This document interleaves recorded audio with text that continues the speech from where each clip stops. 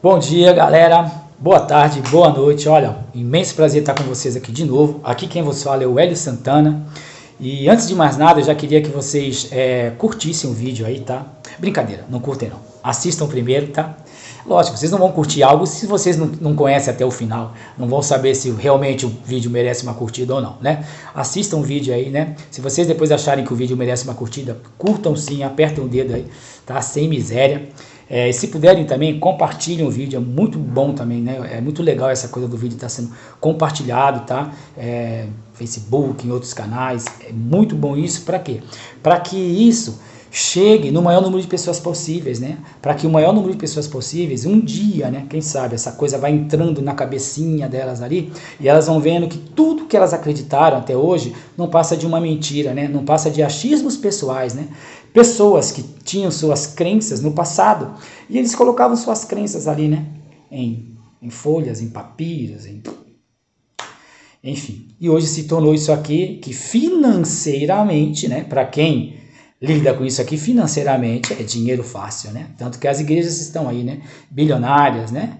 Enchendo o cu delas, né? De dinheiro aí, enquanto o dizimista tá lá ainda, né? Morando em barraco, em favela, e só pagando ali pro pastorzinho dela ali, que tá toda hora ali, ó, contando um 71 no ouvido delas, né?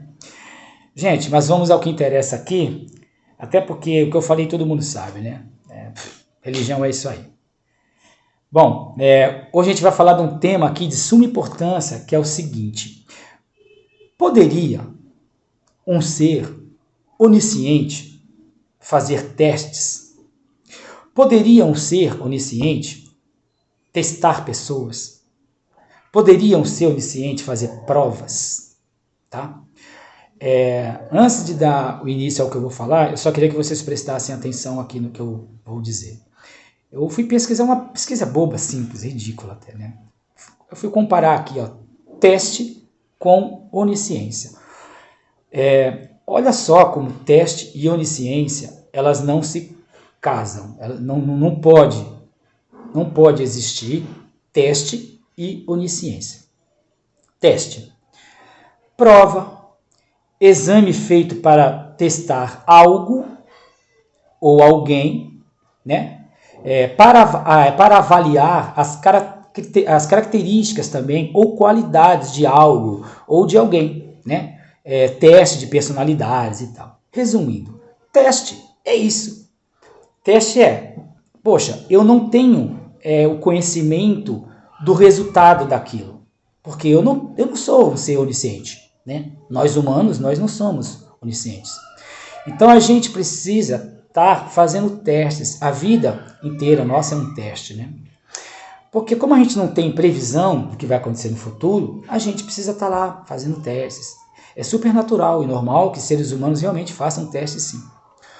O que é anormal, o que é insano é você vir dizer para mim que um ser dotado de onisciência, que sabe de todas as coisas, esse ser possa querer fazer testes. Aí, gente, ou você pegou o teu cérebro e jogou ele na privada e deu a descarga, ou então não sei porque você ainda carrega seu cérebro aí sobre o seu pescoço.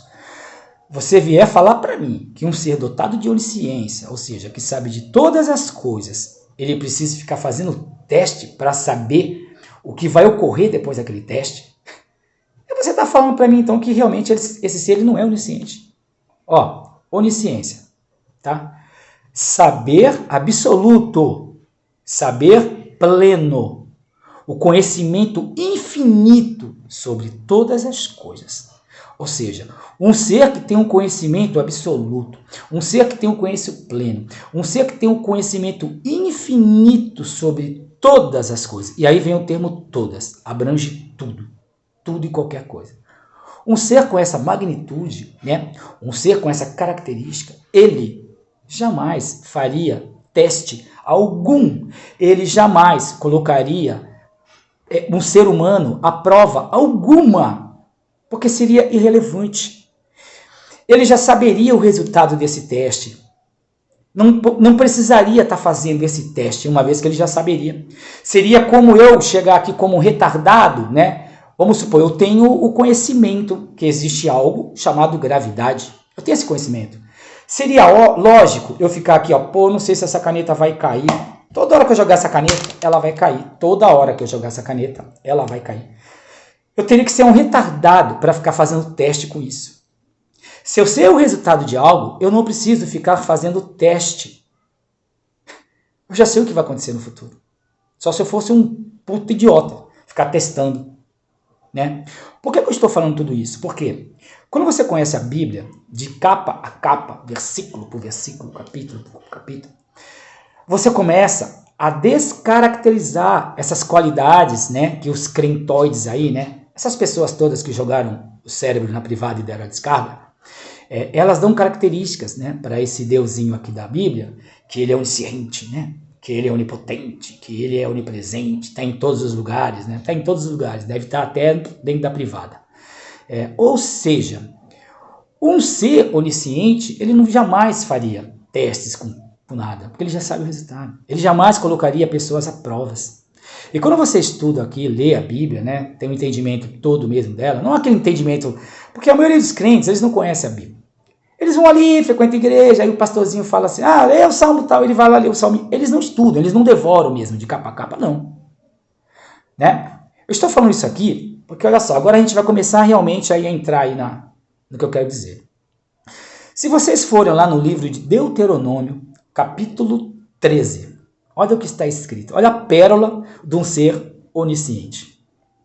Vou ler aqui capítulo 13 do livro de Deuteronômio.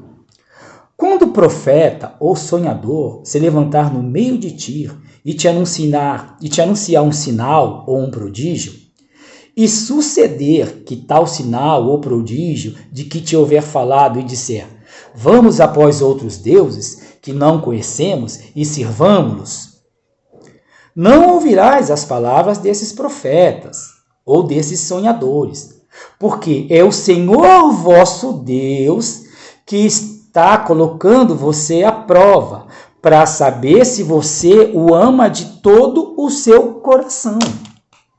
Vocês podem ir lá, Deuteronômio, está afirmando categoricamente que Deus coloca profetas aqui de vez em quando para ir lá no ouvido das pessoas lá, mostrar lá um presságio, né, mostrar alguma coisa lá, para ver se essa pessoa vai começar a crer nesse profeta, né, e deixar de seguir o Deus aqui de Israel. Olha só como a Bíblia é contraditória. O mesmo livro também afirma categoricamente que Deus sonda todos os corações, né, e sabe, conhece o homem profundamente, de todo o coração. Como que um ser que já sabe de todas as coisas, inclusive sabe antecipadamente, né, o teste de todas as coisas, por que ele testaria as pessoas? Se ele já conhece as pessoas de todo o coração, não há necessidade dele testar as pessoas. Olha só que eloquência, tá? Imagine por um segundo você sendo Deus aqui, ó. Olha só, hein? Se eu testar aquela pessoa ali, mesmo assim ela não vai acreditar naquele sonhador, porque a minha onisciência já está prevendo isso, ó. Ela não vai acreditar. Mas caramba, né? Mesmo assim eu vou testar ela. Cara, é ridículo. Vou ler de novo. Deuteronômio capítulo 13, versículo 1, versículo 2, versículo 3, tá?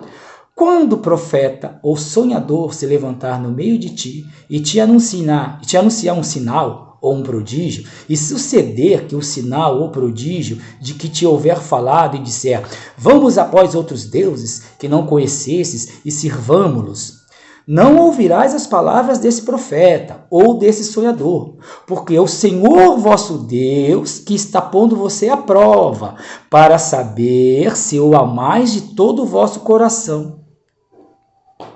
Ou seja, esse Deus aqui, ditado em Deuteronômio, não é o mesmo Deus onisciente, que em outro versículo a Bíblia fala que é onisciente, sabe de todas as coisas. Não é o mesmo Deus. O mesmo Deus não precisaria ficar fazendo teste. O mesmo Deus saberia quem é a pessoa que iria continuar amando ele ou não, inclusive para o resto de sua vida. Ele sonda os corações. não é verdade? Ele não precisa ficar fazendo testinho.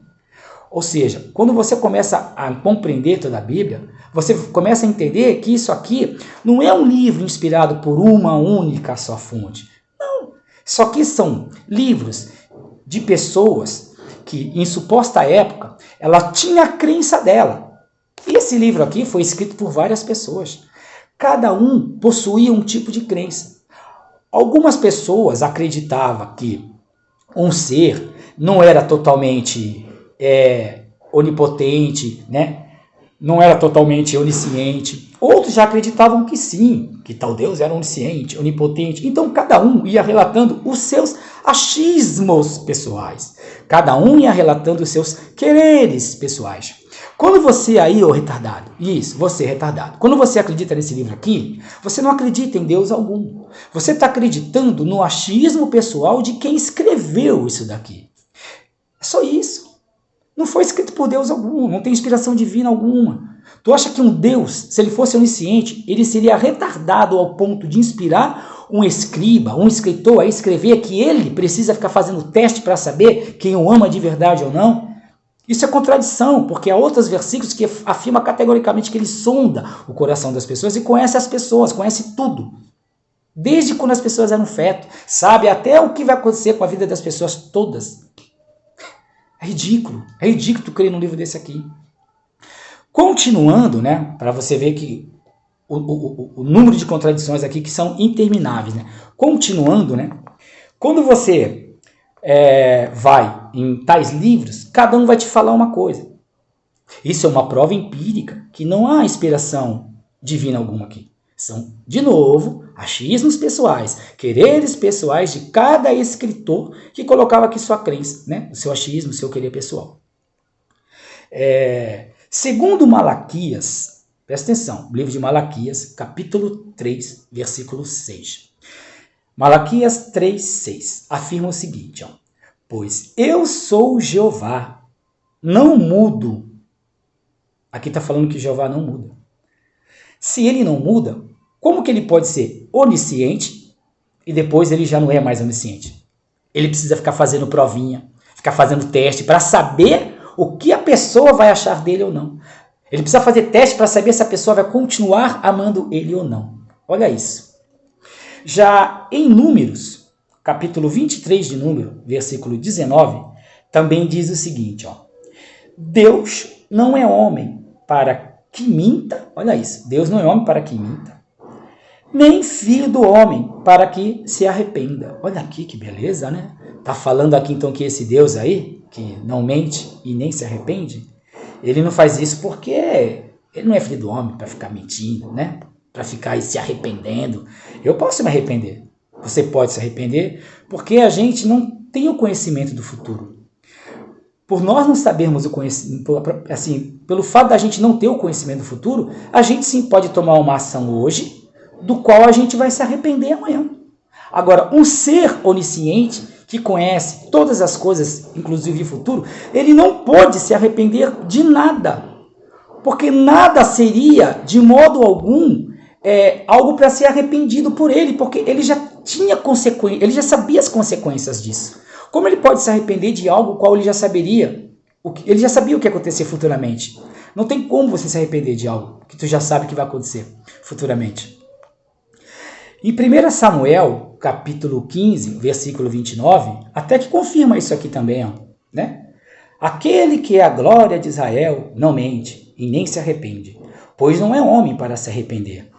Né? Quando você começa a ler esses versículos, você fala, pô, realmente, hein? A Bíblia foi inspirada só por uma fonte, ó, tá vendo?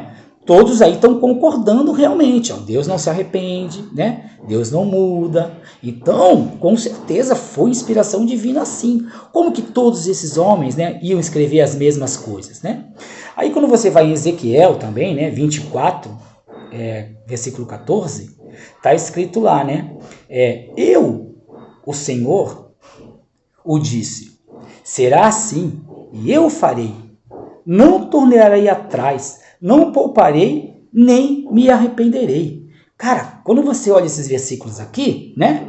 E é justamente esses versículos que os pastores, os padres, dão para as ovelhinhas lerem, para elas pensarem, poxa, realmente, A Bíblia não tem contradições. Olha, todos esses versículos que o meu pastor, né, que pede dinheiro para mim, manda eu ler, nossa, coincide certinho. Olha, realmente, a Bíblia não existe contradição na Bíblia. É isso. É isso, ô retardado. Ô bom, olha aqui nos meus olhos. Isso, você mesmo. Não é isso que acontece?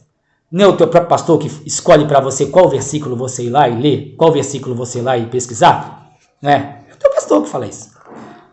E você não quer nem estudar a Bíblia toda, não. Você quer ficar só naqueles versículos que ele manda você, né, ler. Agora, por que você não faz o seguinte? Por que você não vai além? Por que você não vai abrir teu livro lá no livro de Êxodo, capítulo 32, versículo 14? Esse versículo que o teu pastor aí não mandou você ler, leia ele. Leia o versículo que o teu pastor não manda você ler. Êxodo 32, versículo 14. Então se arrependeu o Senhor, lá, Êxodo 32, versículo 14. Então se arrependeu o Senhor do mal que dissera que havia de fazer ao seu povo. Olha aí que beleza. Rapaz, mas justamente o versículo que o teu pastor não mandou tu ler, tá falando agora que Deus se arrepende? Impressionante, né? Por que teu pastor te engana, otário? Ele deixou de te pedir dinheiro? Põe uma coisa na tua cabeça, idiota. Enquanto ele continuar te pedindo dinheiro, ele vai continuar mentindo para você. Pode ter certeza disso. Aqui, ó, tá lá. Êxodo, capítulo 32, versículo 14. Se eu estiver mentindo, o que eu estou falando aqui não vai estar escrito na tua Bíblia, tá bom, ovelhinha? Então se arrependeu o Senhor do mal que dissera que havia de fazer ao seu povo. Lê isso aqui e agora vai lá ler o Números 23, 19. Ó. Deus não é homem para que minta, nem filha do homem para que se arrependa. Isso é contradição, idiota. Quando a gente fala que a Bíblia é um livro repleto de contradições e incoerências, é isso que eu estou falando. Contradição ali na cara dura. Não tem esse papinho, tu tá fora do contexto. Não existe fora do contexto. Porque, segundo vocês mesmos, a Bíblia é um livro fechado, é um livro só. Mesmo que foi feito, né? Mesmo que foi criado por vários escritores, vocês mesmos afirmam que a inspiração é uma só. A porra da pomba do Espírito Santo, não é? Não é o Espírito Santo que está aqui inspirando os escritores? Como que o Espírito Santo vai inspirar um escritor a escrever que Deus se arrepende, depois a mesma pomba vai inspirar o escritor a falar que Deus sim se arrepende? Isso é contradição, porque segundo vocês está vindo da mesma fonte. Se vocês alegassem que não é vindo de uma fonte só e que cada um colocou aqui o que queria, vocês não podem. Aí sim não é contradição, não é. Aí não é. Porque elas vão ter, cada um coloca o que quiser. E é normal as pessoas se contradizerem. Agora, quando vocês querem falar que isso aqui é inspiração de uma única fonte, que essa única fonte inspirou aí, não sei, mais de 40 escritores para escrever essa merda, isso aí cai por água, cara. Acabou. Porque essa única fonte não pode se contradizer. Olha, eu vou inspirar ele a falar que Deus não se arrepende. Escreve aí, ó, Deus não se arrepende. Mudei de ideia. Agora, nesse versículo, eu já vou falar que Deus se arrepende sim. Entendeu? Isso é contradição, cara. Isso é contradição na cara. Agora aqui continuando, né? Continuando o livro que não se contradiz, tem mais aqui, tal. Se você for em Gênesis capítulo 6, versículos 6 e 7, está escrito o seguinte: então o Senhor se arrependeu de ter feito o homem sobre a terra.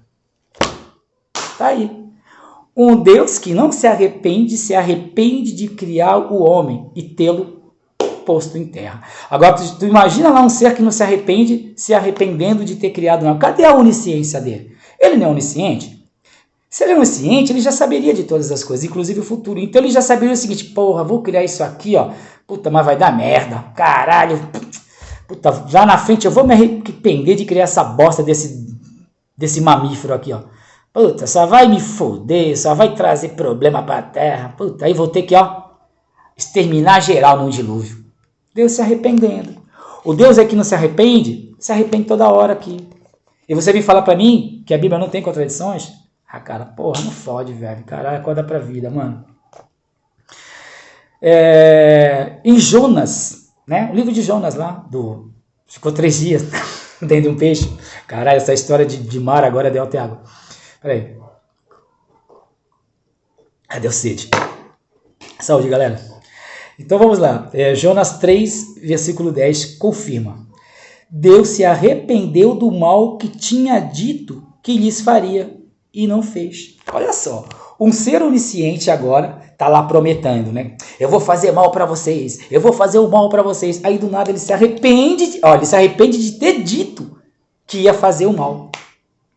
Vocês conseguem definir um ser com tanto poder assim, um ser onisciente, fazendo essas porcarias todas aqui, se arrependendo toda hora? Vocês conseguem imaginar um ser assim? Um ser se arrependendo todas as horas? Fala pra mim aí, ovelhinha. Fala. Não, Hélio, eu não vou aceitar o que você tá falando, Hélio. Não. Eu vou continuar crendo lá naquele cara que tá pedindo dinheiro pra mim, sim.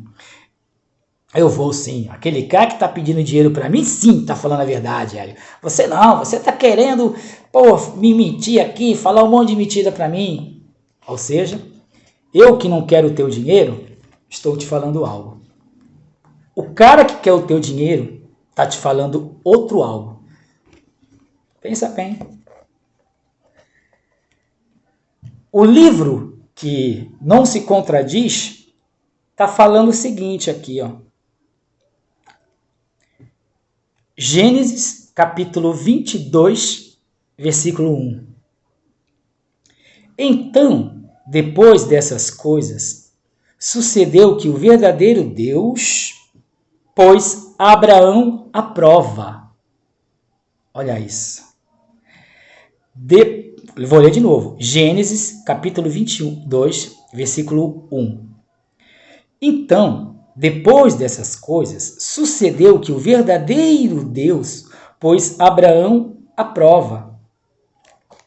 Você consegue imaginar um ser onisciente que já sabe de todas as coisas, colocando alguém à prova só para saber o resultado daquilo? Se ele já é onisciente, ele já sabe antecipadamente o que seria o tal resultado. Ele não precisaria fazer teste. Cai naquilo que eu estava falando. Se eu já sei o resultado, qual vai ser se eu largar essa caneta, por que eu vou ficar colocando isso à prova toda hora? Eu só posso fazer isso se eu não conheço a gravidade. Eu só posso testar isso se eu não sei se todas as coisas que eu for soltar ou não vão cair ou não, né? Gente, é a própria Bíblia que afirma categoricamente que esse Deus aqui, ele é um Deus imaginário, escrito por homens, vários homens, qual cada um tinha uma imaginação desse Deus. E colocava ali, escrevia em couro ali, em papiro, os seus achismos pessoais, os seus quereres, as suas crenças. Você mesmo é assim, você faz o mesmo. Se você passa por uma situação da qual você se deu bem, se você acreditar, suponhamos, em Iemanjá, o seu achismo pessoal, o seu querer pessoal, vai induzir você a falar para os outros assim, olha, quase que eu sou atropelada hoje, olha, foi Iemanjá que me tirou daquela situação ali. Isso é verdade? É o seu achismo pessoal. Se você for um católico, né, e você estiver passando por uma situação, e você for salvo daquela situação, você vai sair espalhando para todo mundo.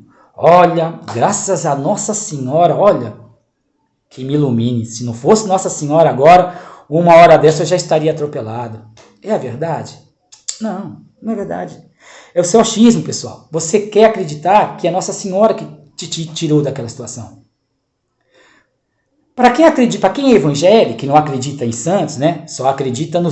o evangélico é assim, ele acredita só no santo Jesus que a igreja criou. Nos outros santos que a própria igreja católica criou também, aí ele já fala que não existe, né? Então ele não é parcial, tá ligado? Tipo assim, ele é imparcial. Ele só acredita dois santos que a igreja católica criou. Dos outros santos, evangélico não acredita. Mas enfim. O que acontece aqui? Se já é o evangélico, né, passar por uma situação lá, ele vai falar, olha, foi o Jesus que me livrou dessa agora. É assim. Se você estiver na Índia lá, né, lá os hindus lá acreditam lá em Brahma, Shivas e são deuses pra caralho lá. Aí de repente, sei lá, tá lá um avião lá na Índia, aí o avião tá com problema na pane e de repente lá o piloto, né, porra, usou todo, né, as suas horas ali porra, o cara estudou para aquilo, né, cara? Aí ele fez lá com que o avião não caísse. O que os hindus lá que vão pensar que estão...